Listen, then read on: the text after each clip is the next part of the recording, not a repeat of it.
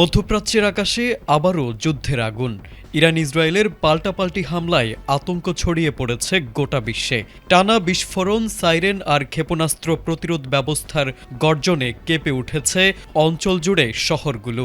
এবার সর্বোচ্চ নেতা আয়াতুল্লাহ খামেনিকে হত্যা ও মিত্রদের উপর বোমা বর্ষণের প্রতিশোধ হিসেবে ষষ্ঠ দফায় হামলা চালিয়ে ২৭টি মার্কিন ঘাঁটি উড়িয়ে দিল ইরান।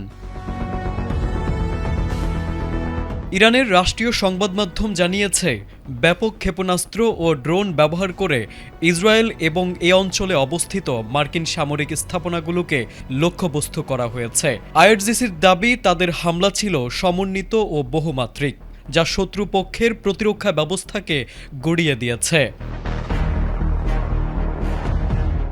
রোববার ইরানের বিপ্লবী গার্ড এক বিবৃতিতে জানিয়েছে, ২৭টি মার্কিন ঘাঁটির পাশাপাশি ইসরায়েলের তেল নফ বিমান ঘাঁটি, তেল আবিবে অবস্থিত সামরিক কমান্ড সদর দপ্তর হাকিরিয়া এবং একটি বড় প্রতিরক্ষা শিল্প কমপ্লেক্সে হামলা চালানো হয়েছে।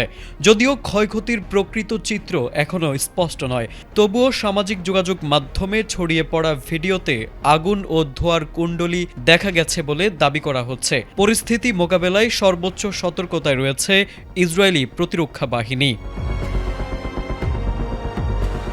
এদিকে সংঘাতের নাটকীয় মোড় আসে যখন যুক্তরাষ্ট্র ইসরায়েলের যৌথ হামলায় ইরানের সর্বোচ্চ ধর্মীয় নেতা আয়াতুল্লাহ আলী খামেনি নিহত হয়েছেন বলে দেশটির রাষ্ট্রীয় সংবাদ মাধ্যম জানায়।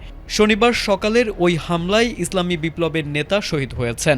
একই হামলায় তার পরিবারের কয়েকজন সদস্য নিহত হয়েছেন বলে জানানো হয়।